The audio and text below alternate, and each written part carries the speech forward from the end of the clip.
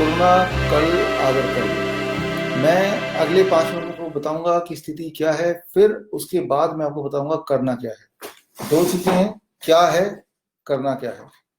क्या है ये बड़ा इंटरेस्टिंग है, और क्या है जब आप समझ लेंगे तो ही करना क्या है वो समझ जाएंगे। क्या है जब तक नहीं समझेंगे, करना क्या है नहीं समझेंगे। तो पहले तो देखते हैं क्या है या क्या था। एक फिल्म की तरह था, एक मूवी की तरह था, और मूवी का जो स्क्रीन था वो है वुहान, चाइना का एक शहर, जो आपके टीवी स्क्रीन पे आ रहा था और पूरा दुनिया देख रहा था, ना कि आप अकेले। और ये देख रहे थे कि पता नहीं एक राक्षस आ गया, कोई जानवर आ गया जो किसी को दिखाई नहीं देता, और लगातार लाशों पे लाशें इकट्ठे होते जा रहे हैं, लोग मरते जा रहे हैं।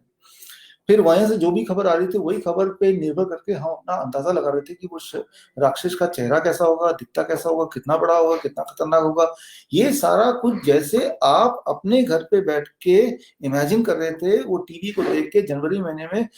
एग्जैक्टली मानिए, दुनिया के सारे साइंटिस्ट, चाहे वो सीडीसी है अमेरिका वाला, या यूके का एक और साइंटिफिक ग्रुप है जिसे कहते हैं new and emerging respiratory virus threat advisory group, जिसमें 16 साइंटिस्ट हैं, वो लोग सब भी आप ही की तरह टीवी में देख रहे थे और वो अंदाजा लगा रहे थे बेस्ड ऑन जो भी इंफॉर्मेशन वहां से मिल रही थी। तो जो एडवाइजरी ग्रुप है यूके का, उसने अंदाजा लगाया कि यूके में अगले 3-4 महीने में 5 लाख लोग मर जाएंगे, और यूएस के सीडीसी ने अंदाजा लगाया अगले 3-4 महीने में यूएस में करीब 2 लाख से लेकर 17 लाख लोग मर जाएंगे। ये दोनों अपने अपने देशों के एक्सपर्ट्स ने अंदाजा लगाया। ये दोनों अंदाजे को इकट्ठा किया डब्ल्यूएचओ ने, और ये अंदाजा लगाया कि इसका मतलब एक ऐसा राक्षस दुनिया को खाने आया है जितना बड़ा राक्षस कभी आया नहीं था, और हर देश में करीब हर 100 में से 10 लोग मर जाएंगे। यानी कि भारत की आबादी मान लो 140 करोड़ है, तो मान लो 15 करोड़ लोग तो भारत में मर चुके होंगे। तो 15 करोड़ लोग भारत में मर जाएंगे, दुनिया भर में 25-30 करोड़ लोग या 40-50 करोड़ लोग मर जाएंगे, तो बहुत बड़ी बात हो गई। तो इससे बचना कैसे है, तब डब्ल्यूएचओ को सूझा नहीं, उन्होंने बोल दिया जो पहले मानव के इतिहास में पिछले हजारों साल में कभी नहीं हुआ, ये शब्द भी नहीं सुने, लॉकडाउन, क्वारंटाइन, सोशल डिस्टेंसिंग, ये कोई शब्द है नहीं बनाए गए। तो कि लॉकडाउन कर दो, अपने दरवाजे खिड़की बंद कर दो और अपने घर में दुबक के बैठ जाओ, ऐसा आदेश था। इस आदेश को पालन किया 119 देशों ने। 119 देशों ने अपने अपने घर के दरवाजे बंद कर दिए, एयरपोर्ट तो बंद कर ही दिया, और लोगों को घर में बंद कर दिया। उनमें से भारत भी एक देश है, जाहिर सी बात है, तभी हम फेसबुक से लाइव बोल रहे हैं, नहीं तो एक ऑडिटोरियम में लाइव होता। तो ये है पास्ट। लेकिन ये मैं बात कर रहा हूँ जनवरी की, फरवरी की, जब राक्षस को यानी कि कोरोना वायरस को किसी ने देखा नहीं था वुहान के अलावा। वुहान तो, चाइना तो एक ऐसा देश है, जैसा आपको पता है, जो अपने बारे में बड़ा सीक्रेटिव है। चाइना के अंदर क्या चल रहा है वो दुनिया को बताना चाहता ही नहीं है। गूगल तक को अंदर आने नहीं दिया, फेसबुक तक को झांकने नहीं दिया। इवन उनकी जो सारे रिसर्च पेपर होते हैं वो भी चाइनीज लैंग्वेज में होते हैं, ताकि चाइना के अंदर की बात बाहर ना जाए। एक ऐसा देश जो बहुत सीक्रेटिव है, और वो अचानक अपने सारे खिड़की दरवाजे खोल के दुनिया को रियल टाइम में दिखाना चाहता है, देखो हम कैसे मर रहे हैं, कैसे तड़प रहे हैं। तो इसमें जाहिर सी बात है, एक लॉजिकल बात है कि इनमें कोई ना कोई उनकी साजिश हो सकती है, कोई ना कोई उनका मकसद हो सकता है। खैर, अब मकसद आप लोगों को क्लियर होता ही जा रहा है, इसके बारे में हम बात नहीं करेंगे। लेकिन आज सबसे महत्वपूर्ण बात है, कोरोना वायरस कोई नया वायरस रहा नहीं है, हर देश के अंदर ये वायरस आ चुका है। इसलिए हर देश ने बड़े ही क्लोजली उस वायरस को स्टडी किया। कम से कम 5 स्टडी ऐसी हुई है अभी तक। फिनलैंड का स्टडी, जर्मनी की study, Los Angeles study, Santa Clara study, इस तरह की स्टडीज हैं, जिन स्टडी ने, सारे स्टडी एक ही बात को कंक्लूड करते हैं, वो ये कि corona virus, novel corona virus, corona virus नहीं, नोवल कोरोना वायरस का जो केस फैटिलिटी रेट है, केस फैटिलिटी रेट का मतलब कि 1,000 लोग अगर पीड़ित होते हैं तो कितने लोग मरेंगे, वो है 1। अगर 1,000 लोग पीड़ित होंगे तो एक इंसान मरेगा, बाकी 999 लोग अपने आप ही बिना दवा के, बिना इलाज के ठीक हो जाएंगे। वैसे भी कोई दवा या इलाज तो है नहीं इसका। तो ये बहुत कम है। वो है इन्फ्लुएंजा। इन्फ्लुएंजा के जितने ही वायरस है, चाहे H1N1 है, H1N2 है, डेंगू है, या फिर पुराना वाला कोरोना वायरस है, इन सब की जो केस फैटिलिटी रेट है वो भी 0.1% के आसपास ही है। मतलब ये उतना खतरनाक नहीं है, उसका 100वां हिस्सा भी खतरनाक नहीं जितना कि सोचा गया था। ये एक मामूली वायरस है, ये सिद्ध हो गया। जब भी किसी वायरस की शक्ति को आंकते हैं तो 2 फैक्टर देखते हैं। फैक्टर नंबर 1, कितनी तेजी से मारने की क्षमता है इसकी, वो है 1,000 लोगों में कितने लोगों को मार देता है, राइट। फॉर एग्जाम्पल, ट्यूबरकुलोसिस है, ये एक तरह का बैक्टीरिया है, तो वो 1,000 लोगों में 50 लोगों को मार देगा, 50 लोगों को। जबकि कोरोना वायरस 1000 लोगों में एक को मारेगा। तो कोरोना वायरस के कंपैरिजन में ट्यूबरकुलोसिस का जो बैक्टीरिया है वो 50 गुना ज्यादा शक्तिशाली या डेडली है। अब दूसरा जो फैक्टर होता है किसी वायरस के कि वो कितना तेजी से फैलता है। तो कोरोना वायरस को तेजी से फैलने को कहते हैं आर नॉट, जो कि 2.2। 2.2 मतलब अगर मुझे कोरोना वायरस हो जाए तो मैं 2 लोगों तक ही पहुंचा सकता हूँ, 2 से ज्यादा नहीं, ऑन एवरेज। कोई इंसान 1 तक पहुंचाएगा, कोई इंसान 3 तक पहुंचाएगा, लेकिन एवरेज 2 ही निकलेगा।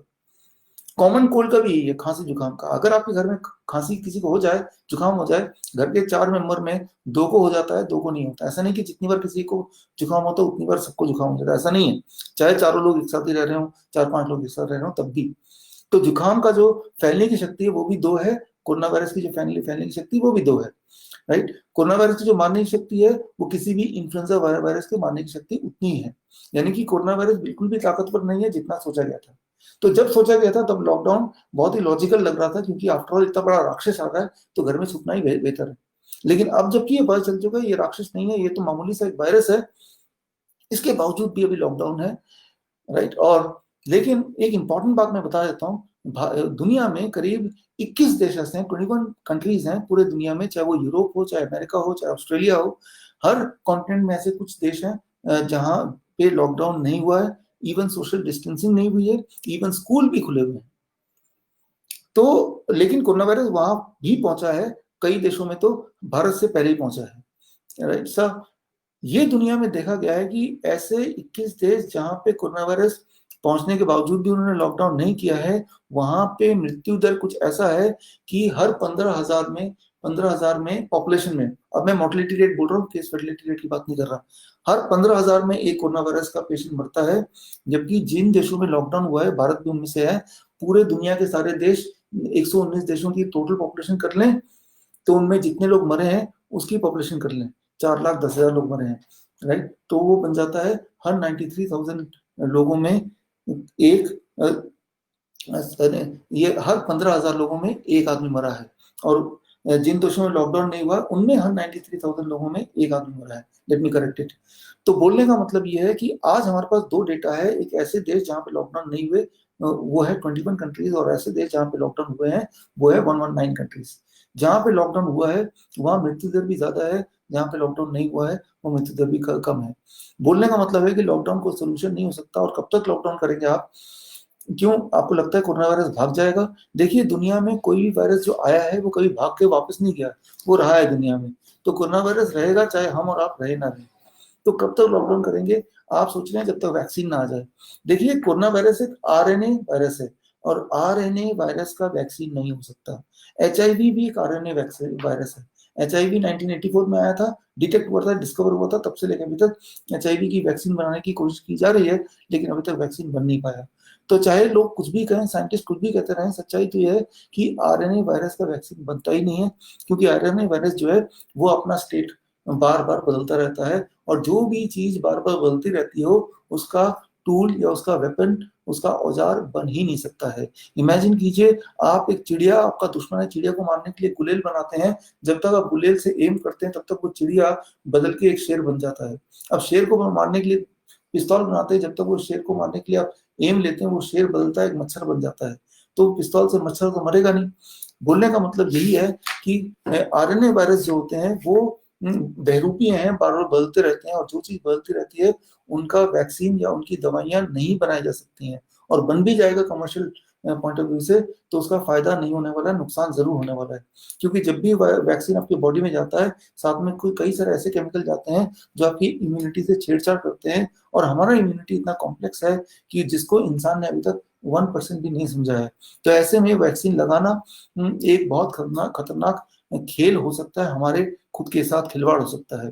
तो अभी तक हम बात कर रहे थे कि ये वायरस क्या था और ये क्या है।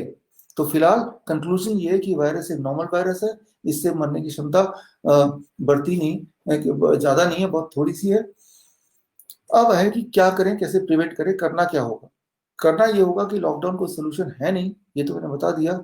और करना क्या होगा वो मैं आपको बता दूं, 2 बातें प्रिवेंशन के लिए। प्रिवेंशन बड़ा ही सिंपल है, और प्रिवेंशन कुछ ऐसा है। नंबर 1 प्रिवेंशन की बात, कि रोज अगर 0.2 ग्राम अगर आप विटामिन सी खा पाए, टैबलेट या कैप्सूल के फॉर्म में नहीं, फल और सब्जी के फॉर्म में, तो 80% चांसेस हैं कि कोई भी फ्लू वायरस आप पे कम अटैक करेगा। 80% कम चांसेस है अटैक करने के। 2.2 ग्राम विटामिन सी कैसे खा सकते हैं? एक बड़ा अमरूद खाएंगे तो 0.2 ग्राम, 2 संतरे खाएंगे तो 0.2 ग्राम मीडियम साइज, 3 मीडियम साइज आम खा लेंगे तो 0.2 ग्राम विटामिन सी चला गया, 4 टमाटर खा लेंगे तो भी 0.2 ग्राम विटामिन सी आपकी बॉडी में चला गया, एक मुट्ठी पर मटर खा लिया तो भी 0.2 ग्राम विटामिन सी चला गया, या कोई 3-4 तरह के फल ले लीजिए आपकी पसंद का, उसको 300-400 ग्राम बना लीजिए, खा लीजिए, 0.2 ग्राम से ज्यादा चला गया आपके पेट में। इनमें से कुछ भी कर लीजिए, पहली बात। और आखिरी बात, दूसरी बात कि एनिमल प्रोटीन को कम कर दीजिए। कोई भी ऐसा सोर्स जिसमें जानवर से आता हो, चाहे वो चिकन हो, अंडा हो, फिश हो या डेयरी प्रोडक्ट हो, उसको छोड़िए, अवॉइड कीजिए। अगर ये दो बात कर पाए तो आपकी इम्यूनिटी बूस्ट होगी। इम्यूनिटी अगर बूस्ट होगी तो आपके चांसेस बीमार पड़ने के या फ्लू लगने के या इन्फ्लुएंजा होने के कम हो जाएंगे। ये तो हुई एक बात। अब सबसे आखिरी बात आपको बता दूं, अगर किसी को फ्लू हो ही जाए, चाहे वो डेंगू हो, चिकनगुनिया हो, H1N1 हो या कोरोना वायरस हो, इन सब में सिम्टम एक ही जैसे होते हैं। हम इसको डिफ्रेंशिएट नहीं कर सकते, ना ही करना चाहिए मेरे हिसाब से।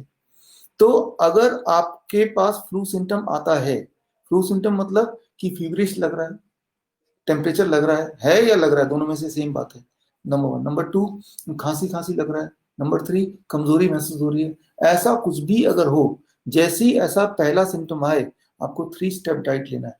3 स्टेप डाइट क्या है? बड़ा ही सिंपल है, ध्यान से समझिए। 3 step diet, it is very very simple. The 3 step diet, and that is day one. Step one, day one. Day one क्या है? Liquid diet. लिक्विड डाइट मतलब पूरे दिन सिर्फ लिक्विड पे रहना है। उसका फॉर्मूला है your body weight divide by 10। मान लीजिए मेरा बॉडी वेट है 60 kg, divide by 10, that becomes 6। 6 glass citrus fruit juice पूरे दिन भर में, और 6 ग्लास ही नारियल पानी पूरे दिन भर में, यानी कि 12 ग्लास टोटल। एक ग्लास का साइज 400 ml का होना चाहिए, बड़ा ग्लास। सिट्रस फ्रूट मतलब मौसमी है, ऑरेंज है, किन्नो है, अनानास है, इनमें से कुछ भी। छानना नहीं है, पीने में 10-15 मिनट लगने चाहिए। और कुछ नहीं खाना, कुछ नहीं पीना है, पानी पी सकते हैं प्यास लगने पे। पहला दिन ऐसा करते ही जो कमजोरी का एहसास है वो वहीं स्थिर हो जाएगा, और ज्यादा कमजोर नहीं पड़ेंगे। टेम्परेचर 102 से ऊपर जाएगा नहीं, और आप स्टेबल रहेंगे। डे टू का नाम मैंने दिया फ्लूइड डाइट। फ्लूइड डाइट में क्या करना है? फॉर्मूला बदल जाएगा, आपका body weight by divide by 20। मान लो मेरा body weight 60 kg, divide by 20, that becomes 3। 3 glass citrus fruit juice पूरे दिन भर में, और 3 ग्लास ही कोकोनट वाटर पूरे दिन भर में, 6 ग्लास हो गए। साथ में एक और फॉर्मूला याद रखिए, your body weight divide by into 5। Your body weight into 5, मेरा body weight 60 kg into 5, that becomes 300 ग्राम। ग्राम लगा लीजिए। 300 ग्राम खीरा टमाटर खा लेना है। तो खाने का 300 ग्राम खीरा टमाटर, पीने का नारियल पानी और सिट्रस फ्रूट जूस पूरे दिन भर में, बस। डे टू में और कुछ नहीं खाना है, कुछ नहीं पीना है। डे टू के अंत तक देखेंगे आपका टेम्परेचर 101-100 के बीच में रहेगा, और आपकी कमजोरी भी थोड़ी से ठीक होने लगेगा, स्टेबलाइज होने लगेंगे, और स्वस्थ फील